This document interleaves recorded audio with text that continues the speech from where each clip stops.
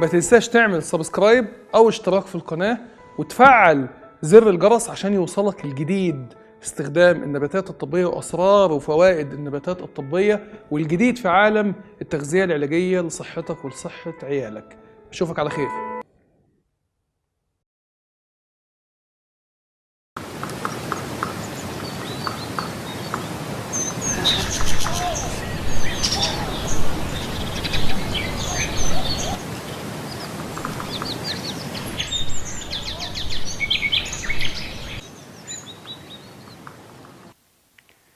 بسم الله الرحمن الرحيم. مشاهدينا الكرام، اهلا وسهلا بكم وحلقه جديده من برنامج اسرار وفوائد. والنهارده اول مره هنتكلم عن الفوائد الصحيه بتاعه ملح. طبعا احنا هنبقى نعمل حلقه عن ملح الطعام الصوديوم كلورايد وهنبقى نتكلم عنه بالتفصيل وفوائده وكده، وهنتكلم طبعا عن ملح البوتاسيوم، بس النهارده هنتكلم عن ملح بيكربونات الصوديوم. الصوديوم بايكربونات او بيكربونات الصوديوم كما يقول العامة في مصر عليه وهم بيشتروه بيكربوناته، او الموجود في كل حتة في الدنيا، في العالم، في امريكا، في هنا في اوروبا، في اي حتة في الدنيا بنسميه صودا. هو اسمه الصودا، صوديوم بايكربونات، بيكربونات الصوديوم. في مصر العامة بيسموه بيكربوناته. هو واحد من اهم الاملاح المهمة جدا لصحتك تماما، وده ملح انا بستخدمه يوميا لصحتي زي ما نشرح النهارده فوائده النهارده. بس انا عاوزك اللي انت بس تركز معايا في نقطه مهمه جدا. ملح بيكربونات الصوديوم ده يا جماعه بيعالج التهابات المعده نهائيا، فعال جدا. انا باخده يومين قبل ما انام، لازم يوميا بشرب الصوديوم بايكربونات نص معلقه صغيره كده على كوبايه ميه، اقلبها كويس جدا وادوبها واشربها قبل النوم. بنام نوم هادي وجميل، والمعده ما تكونش فيها مشاكل ولا يكونش فيها زغوله بقى ولا انتفاخات ولا حموضه. المفاجأة مش في المعدة خالص. ملح بيكربونات الصوديوم يا جماعة بينظف المرارة وبيوقف التهابها تماما وبيوقف التهاب القولون تماما، بيخلي القولون جميل كده ومفيش فيها الانتفاخ بقى اللي انت بطنك تبقى طالعة قدامك كده عاملة وتبقى عامل شبه الست الحامل وبطنك محجرة، ويجي المريض يقول لك شوف يا دكتور بطني عاملة ازاي ومنفوخة ازاي. استخدامك صوديوم بايكربونات او ملح بيكربونات صوديوم او البيكربوناتو هيخلص لك القصه دي خالص، هيوقفها لك. بيوقف كمان التهابات القنوات المراريه خالص، فبالتالي كمان الالتهاب اللي يكون مصاحب للبنكرياس الناحيه التانيه بيوقف تماما. فانت معاك سحر بينظم الجهاز الهضمي من اول لاخره، من اول حته فيه، من اول المعده. ده مش بس من اول المعده، ده صوديوم بايكربونات كمان يا جماعه بيظبط السنان وبيظبط صحه السنان وبيخلي الاسنان قويه جدا جدا جدا، وبيشيل الجير والبلاك والقرف اللي بيبقى موجود وبتراكم على السنه نتيجه البكتيريا اللي بتكون بتحلل السكر وبتهضم السكر وبتكون الفيلم بتاع البلاك اللي بيكون موجود في الايه في الاسنان. فمهم جدا لصحه الجهاز الهضمي. حاجه تانية بقى مهمه جدا، طالما انت تاخد الصوديوم بايكربونات يوميا او ملح بيكربونات يوميا، لا يمكن ابدا ان تحصل لك مشاكل في الكلى. دايما الكلى بتاعتك تكون قويه، لان هو ابى ستجح طب كده اول ما بتروح للطبيب بتاع الباطنه تخصص الكلى ويبقى عندك قصور كلوي او ارتفاع في الكرياتينين بتاع الكليتين، ارتفاع في البولينه، اول حاجه الطبيب بيكتبها على طول كده في روشته كبسولات بيكربونات الصوديوم او ملح بيكربونات الصوديوم. انا مش عارف بتوع الكلى بيكتبوا كبسولات ليه، يعني انا مش قادر ان انا يعني افهم. وبعدين بيعملوا حاجات غريبه كده، تلاقيه يقول للمريض مش عارف خد 6 كبسولات، والمريض اصلا بينزعج جدا لما بيلاقي نفسه. انا معاشر المرضى يعني وعارف نفسيتهم، يعني بينزعج جدا لما المريض بتقول له كبسولتين 3 6. فبدل ما انت تكتب له الكبسولات وهو من نفسيته ما بتجيش على الكبسولات بسهوله بالمنظر ده، اكتب له صوديوم بايكربونات يا دكتور، ويعني قول له يعني اظبط له الجرعه نص معلقه صغيره ولا معلقه صغيره على مدار اليوم وخلاص. هو اصلا الصوديوم بايكربونات او البيكربونات امنه، مش مشكله فيها خالص، وبالجرعات المسموح بيها طبيا بتشتغل كويس خالص وبتجيب نتائج حلوه خالص. متوفر في كل حته، ما تقوليش هجيبه منين. عندنا متوفر في السوبر ماركت، هتلاقيه متوفر، اسمه بيكربوناتو او صوديوم بايكربونات او صودا او ملح بيكربونات صوديوم. في اي دوله في الدنيا موجود، في اي انا بجيبه انا هنا من السوبر ماركت عادي. ده رقم 2. رقم 3 هتلاقيه في الصيدليات، بعض الصيدليات بيكون فيها الصوديوم بايكربونات. هتلاقيه في العطارات متوفر، موجود في كل حته، عشان ما تقولش اجيبه منين. يعني دايما بيتكتب لي في التعليقات نجيبه منين، موجود. الصوديوم بيكربونات موجود. طيب، احنا في مصر بنستخدم الصوديوم بيكربونات في حاجتين في الاغذيه. يعني اول حاجه اللي احنا بنستخدمه في استخلاص المواد الفعاله بتاعه العرقسوس. تلاقي الناس اللي بيحضروا العرقسوس دايما بيحطوا معاه ملح البيكربونات او الصوديوم بيكربونات، عشان ده بيساعد في استخلاص المواد الفعاله. فتلاقي العرقسوس بيطلع ماده الصابونين اكتر. وبالمناسبه يا جماعه، انت لما بتشوف العرقسوس في رمضان بتلاقي كده العرقسوس بيطلع له كده فقاقيع. الفقاقيع دي ماده فعاله اسمها جليسيريزين. الماده دي بتندرج تحت مجموعه من المواد الفعاله، طائفه من المواد الفعاله اسمها صابونين. هي اسمها صابونين ليه؟ لانها صابون. صابون الفقاقيع دي لانها شبه الصابون. عشان كده انت لما بتاخد العرقسوس او بتشرب العرقسوس بيشيل البلغم، لانه بيغسل الرئه بتاعتك. وزي ما انت بالظبط كده، ما انت بتقوم بعد اكله مدهننه تغسل ايدك بالميه والصابون عشان تشيل الدهون اللي على ايدك، فنفس القصه. العرقسوس بيغسل الرئه وبينضفها خالص بقى من البلغم المتراكم، وبيغسل جسمك، وبيقوي كمان عمل الغده القذريه اللي هي اللي فوق كلويه، وبيخلي الافراز الكورتيزول قوي وفي معدله الطبيعي في الجسم، اللي يقدر اللي هو يوقف فيه الالتهابات. الاستخدام الثاني اللي المصريين متعودين يحطوا عليه الصوديوم بيكربونات هو الطعميه. وفي بعض الاحيان بتحط الملح بتاع الصوديوم بيكربونات ده بدل الخميره مع المخبوزات، لانه لما بتحط مع اللبن والمخبوزات وكده بيطلع يعني الفقاقيع او الغاز اللي بيطلبها المخبوزات عشان خاطر العيش ينفش. في الحلقه بتاعه الخميره، وانا هبقى نعمل حلقه برضه في اثار الفوائد عن الخميره منفصله. بتحط الخميره على العيش يا جماعه، لان الخميره ده كائن بيتنفس. فلما بيتنفس هذا الكائن بيطلع الصوديوم. لما بيتنفس هذا الكائن بيطلع ثاني اكسيد الكربون، الغاز ده. فانت تحط الرغيف في الفرن فالرغيف يقوم يقب. من غير الخميره الرغيف ما يقبش ابدا. فده بالنسبه لاستخدامات الصوديوم بيكربونات في الحياه العامه. في طبعا استخدامات تانية كتيره جدا جدا جدا، زي اللي هي بتستخدم في تنظيف الهدوم وغيرها. هو قوي الصراحه، بينظف. يعني هو بينظف المعده، بينظف المراره، بينظف البنكرياس، بينظف القولون من الغازات، وبينظف الكلى. بص، ملوش حل. نظافه لجسمك ولهدومك ولكل حاجه.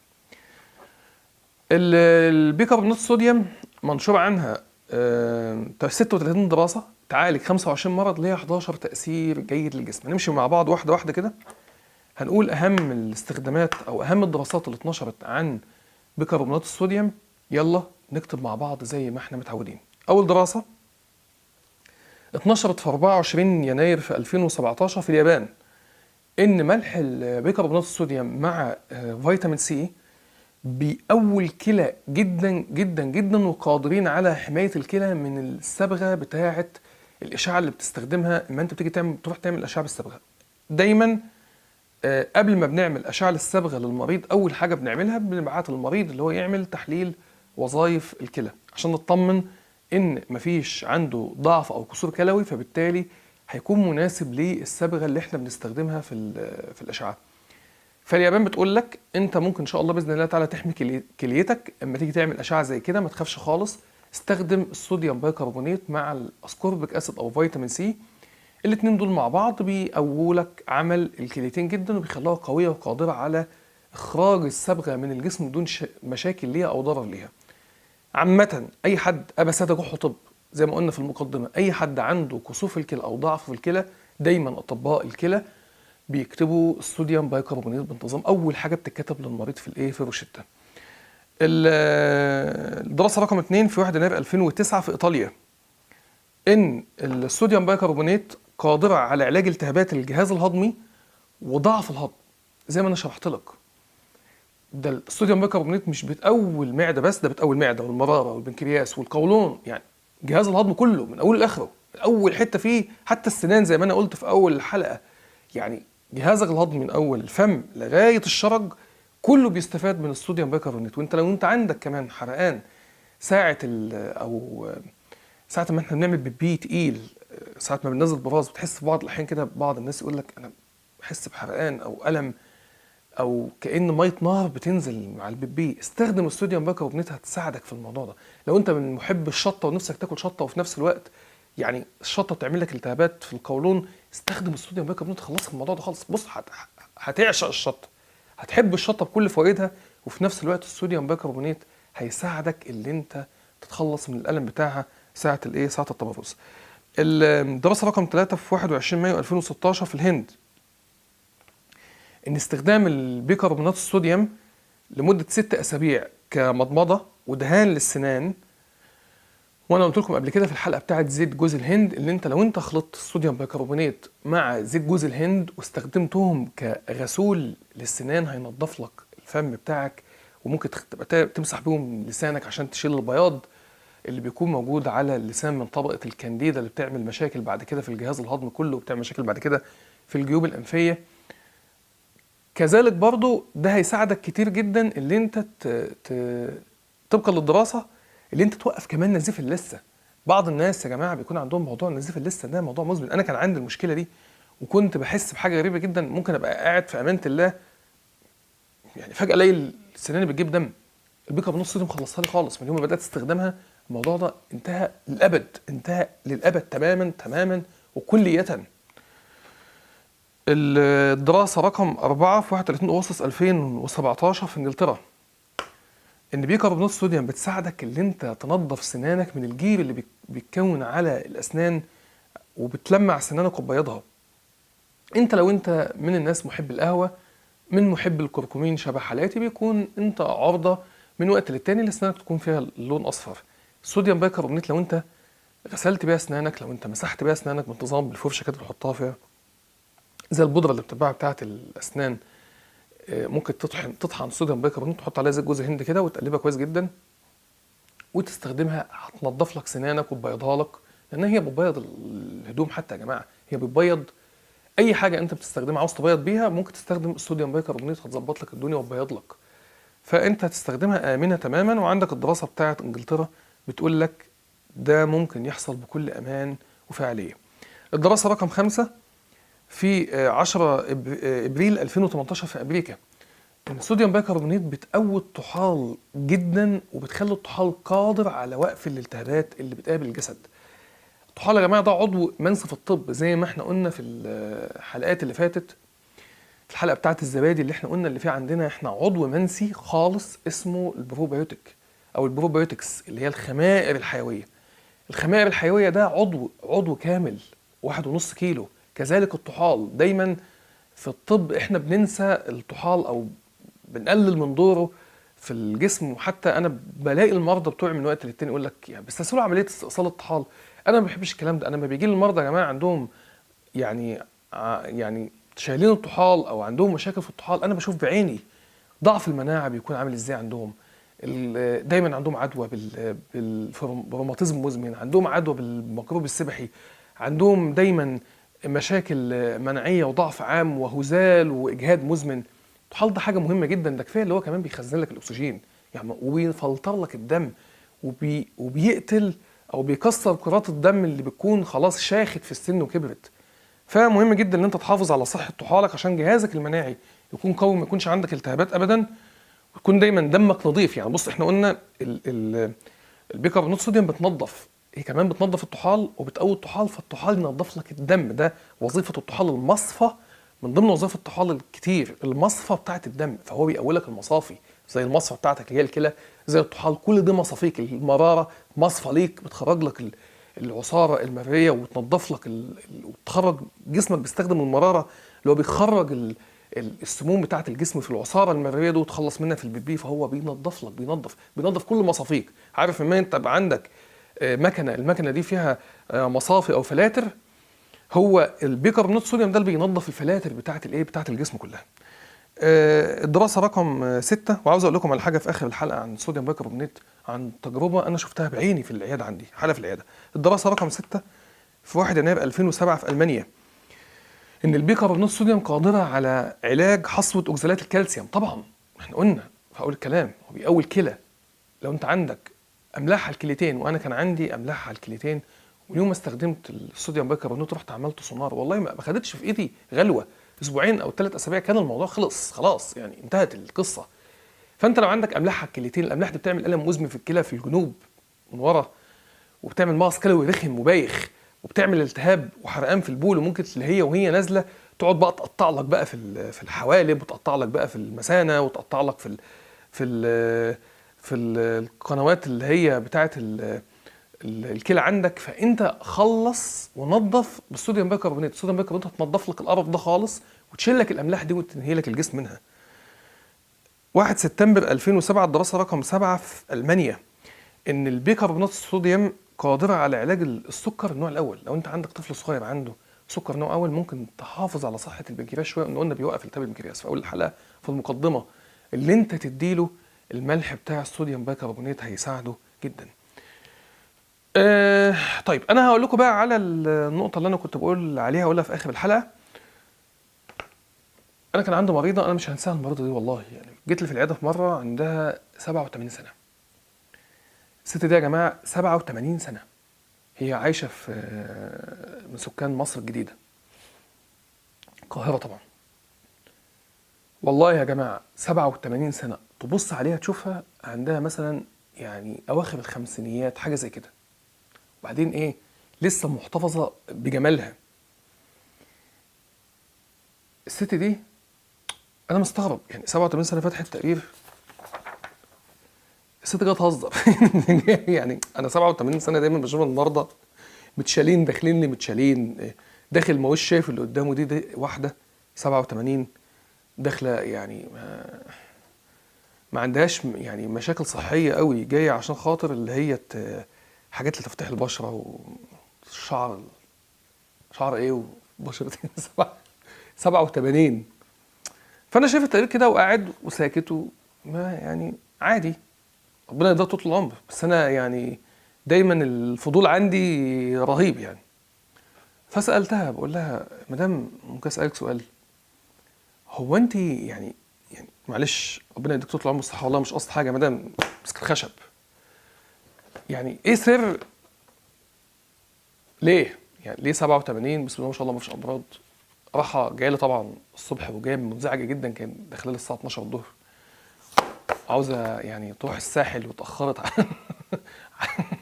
على السفريه بتاعت الساحل ازاي؟ فسالتها، قالت لي بص يا ابني، انا بقالي 15 سنه ماشيه على ملح الصوديوم بيكربونات يوميا. من يومها قلت لا بقى الشيخ الصوديوم بيكربونات ده فيه عفريت، لازم اللي احنا نطلع الاساس بتاعه. انا عاوز اقول لك على نقطه نسيت اقولها في المقدمه، ان من ضمن الحاجات الظريفه اللي الصوديوم بيكربونات بيعملها اللي هو بيمد الانسجه بتاعتك بالاكسجين. يعني دايما بيخلي الانسجه بتاعتك فيها اكسجين وفيها حيويه وفيها نفس، فبتخلي الخلايا قويه جدا دايما، وتخليها دايما الخلايا ايه تكون بتتنفس وتكون قويه وما يحصلهاش ضعف لا في التغذيه ولا في الاكسجين اللي رايح ليها. فانا بقول لك عن تجربه، الصوديوم بيكربونات هيحفظ حياتك، يحفظ لك اهم حاجه في جسمك اللي هو اصلا بيت الداء، المعده اللي هو الجهاز الهضمي يعني. اتمنى ان انت تستخدمه يوميا، ما تقلقش حتى لو انت مريض ضغط، ما تخافش عشان لو انت هتسال هذا السؤال. بالعكس ده انا كنت دايما بقول ان وجود الصوديوم بيكربونات على العرقسوس، الناس بتحضر تحطه على العرقسوس، بيخلي العرقسوس ما يعملش ضرر قوي وما يرفعش الضغط قوي، لانه بيساعد وبيقوي الكليتين. اي حاجه بتقوي الكليتين بتخلي ضغط الدم في المعدل الطبيعي، لان الكلى هي المسؤوله عن تنظيم ضغط الدم يا جماعه. يا رب النهارده تكون حلقه اسرار وفوائد تكون عجبتكم، كنتوا طلعتوا منها بحاجه قويه جدا. هنكمل كلامنا في الحلقات ان شاء الله اللي جايه في المستقبل عن انواع الاملاح الاخرى زي الملح الانجليزي، وهنشرح قصته بالتفصيل، زي ملح الطعام هتختاره ازاي ونجيبه ازاي، ايه الصح وايه الغلط في موضوع ملح الطعام واستخداماته الطبيه، زي الملح بتاع البوتاسيوم. كل الكلام ده ان شاء الله في الحلقات اللي جايه نتكلم عن الاملاح، وازاي ان انت تحول الاملاح دي لادويه طبيعيه تستخدمها في صحتك، والدراسات المنشوره عنها زي ما احنا متعودين. يا رب تكون حلقه النهارده عجبتكم من اسرار وفوائد. اتمنى ان انت تكتب اسئلتك في الكومنتات، لو انت ليك سؤال تعمل لايك للفيديو، تعمل سبسكرايب للقناه، ما تنساش ان انت تفعل طبعا زر الجرس عشان يوصلك الجديد دايما بانتظام في الفيديوهات بتاعتنا، وما تنساش ان انت تشير الحلقه على الفيسبوك وعلى الواتساب. اشوفك على خير، شكرا والى اللقاء.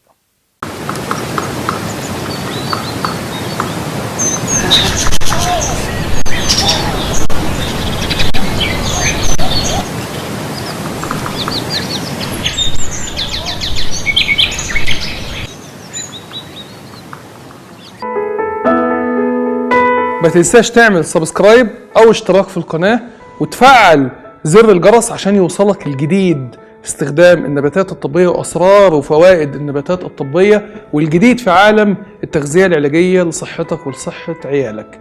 أشوفك على خير.